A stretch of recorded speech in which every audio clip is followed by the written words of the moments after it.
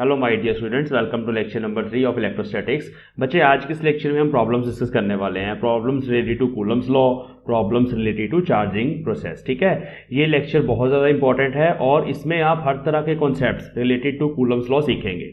जितने भी प्रॉब्लम्स हम यहाँ पे करेंगे वो सारी प्रॉब्लम्स नीट के एग्जाम्स के लिए, जेई के एग्जाम्स के लिए, सीबीएसई के जो न्यूमेरिकल प्रॉब्लम्स पूछी जाएंगी, ऑब्जेक्टिव टाइप क्वेश्चन, और even Punjab school education board में जो न्यूमेरिकल प्रॉब्लम्स पूछी जाती हैं वो सब यहाँ पर आपके कॉन्सेप्ट्स कूलम्स लॉ से रिलेटेड कवर हो जाएंगे।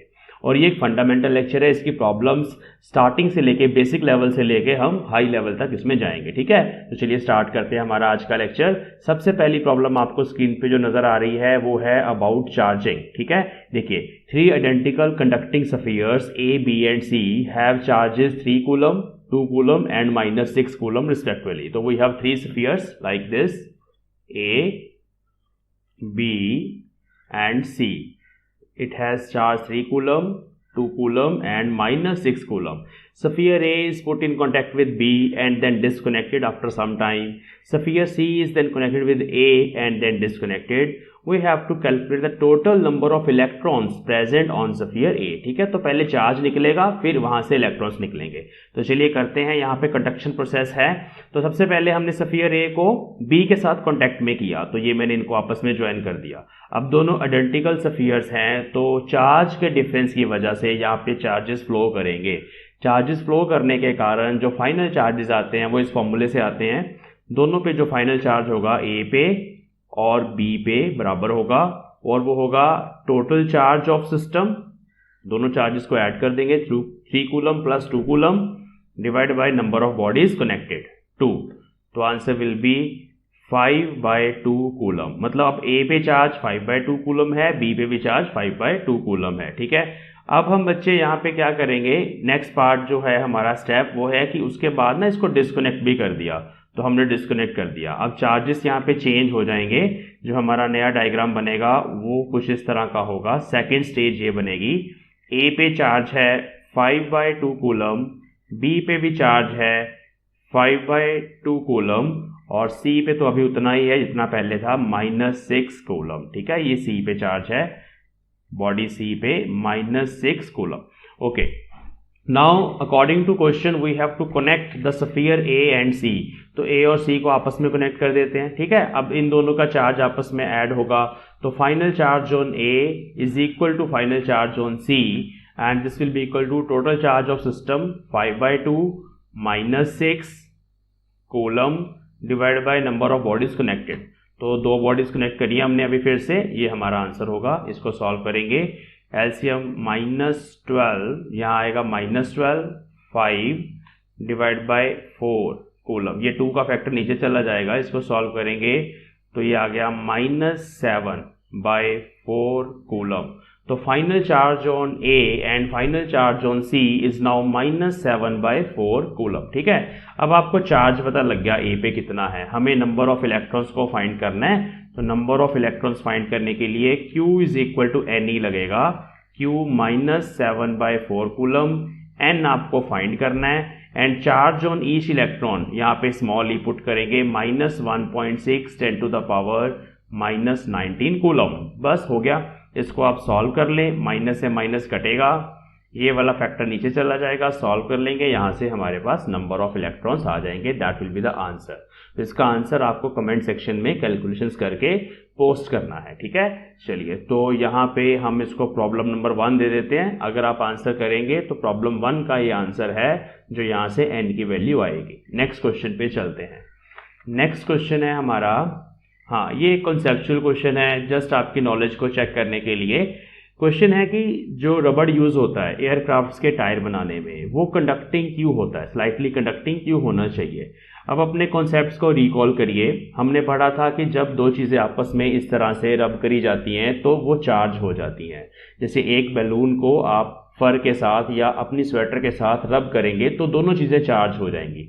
अब एयरक्राफ्ट जो है उसके टायर्स, जब एयरक्राफ्ट रनिंग में होता है तो उसके जो टायर्स हैं वो ग्राउंड के साथ फ्रिक्शन, रबिंग उनकी होती है। ठीक है, तो वहाँ पे क्या होता है कि जो एयरक्राफ्ट है उसके टायर्स पे बहुत सारा चार्ज अक्यूमुलेट हो जाता है।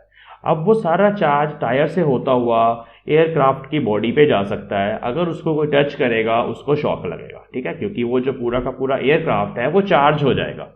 हम चाहते हैं कि वो चार्ज ना हो, इसलिए क्या किया जाता है कि वो जो टायर्स होते हैं ना एयरक्राफ्ट के, वो कंडक्टिंग बनाए जाते हैं। कंडक्टर क्या होता है? कंडक्टर ऐसा मटेरियल जो इलेक्ट्रिसिटी को कंडक्ट करता है। तो जैसे जैसे फ्रिक्शन से वो एयरक्राफ्ट के टायर्स चार्ज होते रहते हैं, वैसे वैसे ही क्या होता है कि कंडक्शन के थ्रू वो सारा चार्ज ग्राउंड में फ्लो होता रहता है। ऐसी एक और भी एग्जांपल है, जो ट्रक्स होते हैं ना, ट्रक्स के पीछे एक चेन लटका दी जाती है, वो चेन भी यही काम करती है कि वो जो टायर है जब ग्राउंड के साथ रबिंग होती है, ट्रक का टायर वो चार्ज होता है, चेन उस चार्ज को वापस ग्राउंड में भेज देती है बाय कंडक्शन प्रोसेस। तो जब भी एयरक्राफ्ट या कोई हैवी व्हीकल ग्राउंड में काफी हाई स्पीड पे चलता है, चार्जिंग बाय फ्रिक्शन भी होती है और चार्जिंग बाय कंडक्शन, वहां कंडक्शन प्रोसेस भी हो रही है, बेसिकली कंडक्शन से यहाँ डिस्चार्जिंग हो रही है, ठीक है। तो इसलिए जो बड़े बड़े एयरक्राफ्ट होते हैं उनके जो टायर्स हैं, दिस इज ए टायर, इसको याद रखेंगे, दे आर स्लाइटली कंडक्टिंग। तो इस तरह के ना क्वेश्चन अभी ऑब्जेक्टिव टाइप बन के आ सकते हैं, कुछ रीजन असर्शन रीजन हो सकते हैं, वहां पे आपको ये कॉन्सेप्ट्स पता होने चाहिए। ओके, नेक्स्ट क्वेश्चन देखते हैं। हाँ, ये बड़ा अच्छा क्वेश्चन है। मैंने आपको बताया था कि आप स्केल को अगर अपने हेयर से रब करोगे तो आप उससे कागज के छोटे छोटे टुकड़े उठा सकते हो, उनको अट्रैक्ट कर सकते हो। अब क्वेश्चन ये है कि न्यूट्रल होते हैं कागज के टुकड़े, तो जो अगर मेरे पास छोटे छोटे यहाँ पे पेपर के पीसेस पड़े हैं, let us suppose they are neutral, है ना, वो न्यूट्रल होते हैं। और आपके पास एक स्केल है या हेयर कॉम्ब है, उसको आपने चार्ज कर लिया, मान ले इस पे पॉजिटिव चार्ज आ गया। इसको हमने कैसे चार्ज किया? रबिंग कही हमने इसकी, rubbing with some material like your hair, तो उसके बाद यहाँ पे चार्ज आ गया। अब ये चार्ज बॉडी है, ये न्यूट्रल है, तो क्या चार्ज बॉडी न्यूट्रल को अट्रैक्ट कर सकती है? This is the question. Yes, it can attract. कैसे करती है वो हमें यहाँ पे समझना है, क्योंकि एक्सपेरिमेंटली तो आपको पता ही है ना कि स्केल को आप लेके जाओ कागज के टुकड़ों के पास, वो अट्रैक्ट कर लेता है। क्यों करता है वो हमें सीखना है। तो जैसे ही आप इस स्केल को कागज के टुकड़ों के पास लेके जाओगे लाइक दिस, तो कागज के टुकड़े के साथ क्या होगा, एक साइड पे यहाँ पे नेगेटिव चार्ज इकट्ठा होगा, जो एंड उस रोड के पास है। यहाँ इंडक्शन प्रोसेस हो रही है, इंडक्शन के कॉन्सेप्ट रिवाइज हो रहे हैं। एक साइड पे नेगेटिव चार्ज इकट्ठा होगा और उसके ऑपोजिट साइड पे बच्चे उतना ही पॉजिटिव चार्ज, उतना ही नहीं बोलेंगे क्योंकि ये डाइलेक्ट्रिक है, कुछ अमाउंट ऑफ पॉजिटिव चार्ज, जितना ये नेगेटिव है उतना पॉजिटिव आएगा, ठीक है, बट रोड के बराबर नहीं। चलिए, तो ये वाला जो नेगेटिव चार्ज है ये अब अट्रैक्ट होगा टुवर्ड्स द रोड, क्योंकि इनमें अट्रैक्टिव फोर्स लगेगी तो ये अट्रैक्ट होगा, बट ये पॉजिटिव रिपेल होगा। बट पॉजिटिव चार्ज थोड़ा सा दूर है और हमें पता है कि जो कूलम्स लॉ है that is Coulomb's force is inversely proportional to R square. मतलब ये वाली जो रिपल्सिव फोर्स है F2 और ये जो अट्रैक्टिव फोर्स F1 है, they are not equal, they are unequal forces. F2 force will be less than F1 force, ठीक है। जो थोड़ा सा दूर है चार्ज उसकी फोर्स कम होगी, जो पास है दूसरे चार्ज के उसकी फोर्स ज्यादा होगी। तो यहाँ F2 फोर्स छोटी है, F1 फोर्स बड़ी है। इसका मतलब जो नेट फोर्स लगेगी इस कागज के टुकड़े पे वो towards the charged body, charge road, उसके अलॉन्ग लगेगी, ठीक है। तो इस तरह से वो न्यूट्रल पीसेस भी जो हैं वो आप अट्रैक्ट कर सकते हो। This is very important concept. देखो, फिजिक्स जो है ना, जितना तुम अंडरस्टैंड करोगे, डीपली समझोगे, आपका इंटरेस्ट बनेगा और पढ़ने का दिल करेगा। सबसे लॉजिकल सब्जेक्ट, सबसे इंटरेस्टिंग सब्जेक्ट मेरे अकॉर्डिंग फिजिक्स है। आपको भी मैं चाहता हूं कि मैं वैसा इंटरेस्ट क्रिएट कर पाऊं। लेट अस सी। चलिए नेक्स्ट क्वेश्चन देखते हैं। हाँ, ये भी एक छोटा सा क्वेश्चन है जस्ट आपकी नॉलेज को चेक करने के लिए कि इफ वी रब a glass rod with silk it acquires positive charge, ठीक है। ग्लास रोड को हमने सिल्क के साथ रब कर दिया, सिल्क यहाँ पे है सिल्क का टुकड़ा, इस पे आ गया पॉजिटिव चार्ज, ठीक है। ओके, अब चारों रीजन में से सही वाला रीजन बता दीजिए फटाफट, क्या है आपको पता है? आप देखिए, अपने मन में सोचिए और देखिए वही जो है ऑप्शन वो सही होता है कि नहीं। तो ऑप्शंस हैं कि इस रोड को हमने प्रोटॉन्स दे दिए तब इस पे पॉजिटिव चार्ज आया। दूसरा ऑप्शन है कि प्रोटॉन्स यहाँ से निकाल लिए हैं। तीसरा ऑप्शन है कि इलेक्ट्रॉन्स इसको दिए हैं। चौथा है कि इलेक्ट्रॉन्स यहाँ से निकाल लिए। अब प्रोटॉन्स की बात करते हैं। देखो, प्रोटॉन्स कहाँ होते हैं?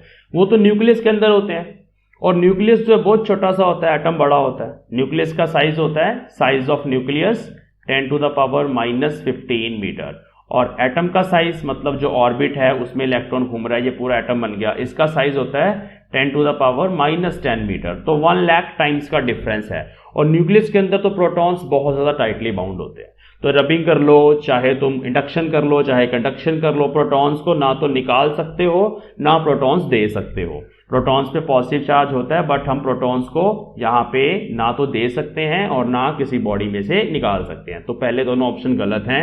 अगर आप इलेक्ट्रॉन्स दे दोगे रोड को, फिर तो नेगेटिव चार्ज हो जाएगा। तो लास्ट में क्या बचा, हमने उसमें से इलेक्ट्रॉन्स को रिमूव किया। जितना नेगेटिव चार्ज आप रिमूव करोगे उतना पॉजिटिव चार्ज उसको मिल जाएगा। ठीक है, तो this was small question just to recall the concepts.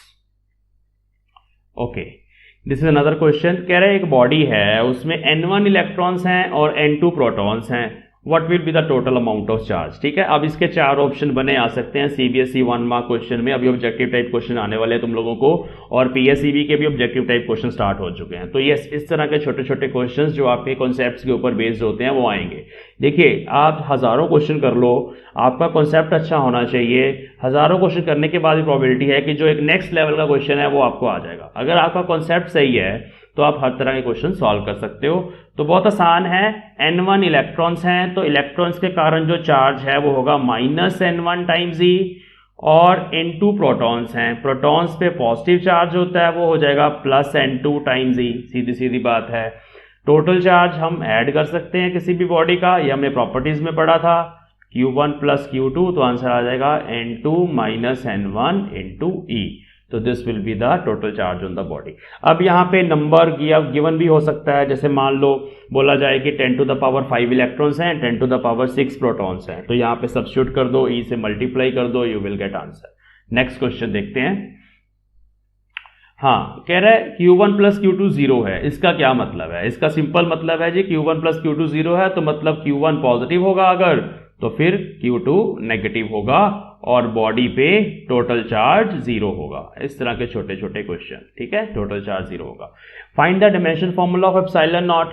Epsilon not का हमने यूनिट किया था, अब डायमेंशनल फॉर्मूला भी ड्राइव करेंगे, very important for 1 mark questions. ठीक है, चलिए देखिए, ये हमारे पास फोर्स का फॉर्मूला है 1/4 pi epsilon not Q1 Q2/r²।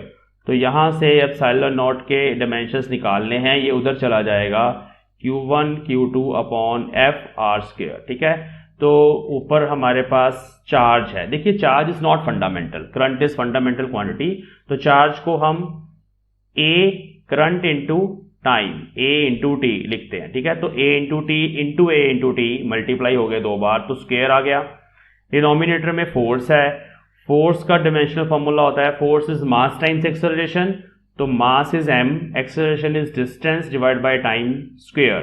तो फोर्स का फॉर्मूला आप ऐसे याद रख सकते हैं, mLT - 2, बहुत आसान है, और डिस्टेंस का स्क्वायर तो L2। इसको हमें सॉल्व करना है। ठीक है, बहुत आसान है। यहाँ पे हमारे पास आ गया epsilon naught is equal to A2 T2 m-1 L-3। देखिए यहाँ पे नीचे L3 हो गया, ऊपर जाके -3 हो गया, और T नीचे -2 है, ऊपर जाके +2 हो जाएगा।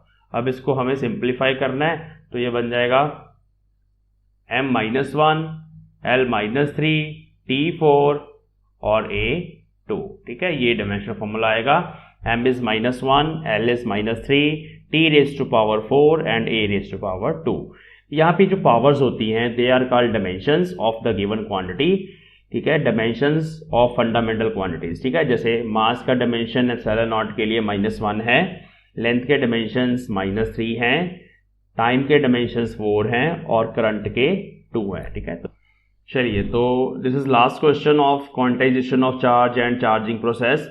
कह रहे पॉलीथीन का पीस है, उसको हमने रब कर दिया वूल के साथ, और उसके ऊपर नेगेटिव चार्ज आ गया 3 × 10⁻⁻7 कूलम। तो आप क्यों लिख लेंगे 3 × 10⁻⁻7 कूलम।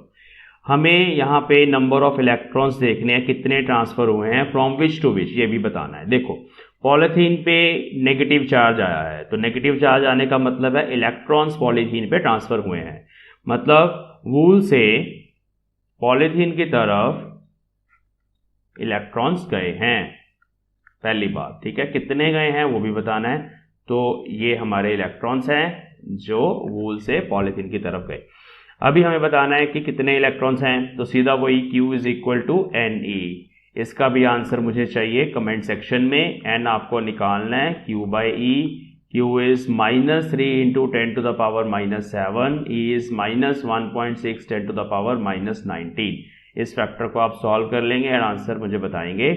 और नेक्स्ट है हमारे पास, is there transfer of mass also, wool से पॉलिथीन में मास भी ट्रांसफर हुआ है। यस, देखो ना इलेक्ट्रॉन्स हैं तो इलेक्ट्रॉन्स का कुछ ना कुछ मास होता है। तो अगर मान लें यहाँ पे कुछ n नंबर ऑफ इलेक्ट्रॉन्स गए हैं ना, तो इसका मतलब यहाँ पे मास भी ट्रांसफर होगा डेल्टा m हो जाएगा n times mass of each electron. ये हमारा वूल था और ये हमारा पॉलिथीन था। तो यहाँ से ऐसे एक इलेक्ट्रॉन उधर चला गया, एक और इलेक्ट्रॉन उधर चला गया, एक और इलेक्ट्रॉन उधर चला गया, तो यहाँ पे उतने इलेक्ट्रॉन ज़्यादा आ गए, उतना मास बढ़ जाएगा। तो this will be the increase in mass, जहाँ इलेक्ट्रॉन जा रहे हैं उसका मास इंक्रीज होगा, increase in mass of polythene. ठीक है, सीधा कॉन्सेप्ट है। चलो, तो n टाइम्स एम, तो n यहाँ से निकालना है ऊपर से और me से मल्टीप्लाई करना है। मास ऑफ इलेक्ट्रॉन होता है 9.1 10 टू द पावर -31 किलोग्राम। इसको सॉल्व करके भी आप आंसर बताएंगे। ठीक है, तो this is your problem number 2 जिसका आंसर आपको बताना है, सेकेंड प्रॉब्लम। ठीक है, नेक्स्ट चलते हैं। Okay, this is now Coulomb's law. Coulomb's law के क्वेश्चन स्टार्ट हो गए हैं। इसमें सीधा पहला क्वेश्चन है कि भाई हमें ग्राफ प्लॉट करना है F वर्सेस 1/r² में, और दो पेयर्स हमें दिए हुए हैं। पहला फर्स्ट पार्ट करते हैं, उसमें हमें 1 कूलम और 2 कूलम चार्ज दिया हुआ है। दोनों चार्जेस पॉजिटिव हैं, तो अगर दोनों चार्जेस पॉजिटिव हैं तो Q1 Q2 भी पॉजिटिव आएगा। ठीक है, चलिए, तो फॉर्मूला होता है F is equal to K Q1 Q2/r², और हमें बनाना है ग्राफ F में और 1/r² में। तो this is your F and this is 1/r²। तो यहां से, और हमें बनाना है ग्राफ F में और 1/r² में, तो F is directly proportional to 1/r²। Straight line graph बनेगा, इधर F आ गया, इधर 1/r²। अब यहाँ पे ना कंफ्यूजन हो जाती है बच्चों को, वो क्या करते हैं F और r² का ग्राफ बना देते हैं इनवर्सली प्रोपोर्शनल, बट यहाँ पे उसने बोला है कि F वर्सेस 1/r² बनाइए, तो 1/r² के तो फोर्स डायरेक्टली प्रोपोर्शनल है ना, तो स्ट्रेट लाइन बनेगा ग्राफ ऐसा। तो अगर दोनों चार्जेस पॉजिटिव हैं तो ऊपर बनेगा, इस पार्ट की स्लोप पॉजिटिव है। ठीक है, और अगर एक चार्ज पॉजिटिव है दूसरा नेगेटिव है, इनका प्रोडक्ट देखें कितना आएगा। इनका प्रोडक्ट आएगा Q1 Q2 is equal to -6 coulomb square. और मतलब यहाँ पे फर्स्ट केस में प्रोडक्ट कितना आ रहा है, इस केस में आ रहा था Q1 Q2 is equal to 2 coulomb square. अब ये स्लोप 2 कूलम स्क्वायर के डायरेक्टली प्रोपोर्शनल है और ये -6 कूलम स्क्वायर। तो नेक्स्ट सेकंड केस में मैं यहीं पे बना रहा हूँ ग्राफ। सेकंड केस में ग्राफ ऐसा बनेगा, स्लोप थोड़ी सी और ज्यादा। देखो स्लोप इस एंगल से पता चलती है, आई होप आपको पता है, θ1 θ2। तो इस केस में स्लोप ज्यादा है, तो सीधी सीधी बात है, और नेगेटिव में बनेगा क्योंकि ये अट्रैक्टिव फोर्स होगी। अगर आप रिपल्सिव फोर्स को ऊपर बना रहे हो तो this is second kind of force which is attractive force. तो ये ग्राफ नीचे बनेगा और इसकी जो स्लोप होगी बच्चों वो डायरेक्टली प्रोपोर्शनल है Q1 Q2 के। वैसे मैं बता दूं इस ग्राफ की जो स्लोप होती है that is equal to K Q1 Q2, इस फैक्टर के बराबर है। ठीक है, अब इसमें से आप कुछ भी चेंज करेंगे, अगर आप कोई चार्ज चेंज करेंगे तो स्लोप चेंज होगी। अगर आप K चेंज करेंगे, मान लो किसी मीडियम में लेके दोनों चार्जेस को, मीडियम में K लेट अस सपोज कम हो गया तो स्लोप कम हो जाएगी, और K अगर बढ़ गया तो स्लोप बढ़ जाएगी। तो ये स्लोप होती है इस ग्राफ की। ठीक है, नेक्स्ट क्वेश्चन देखते हैं।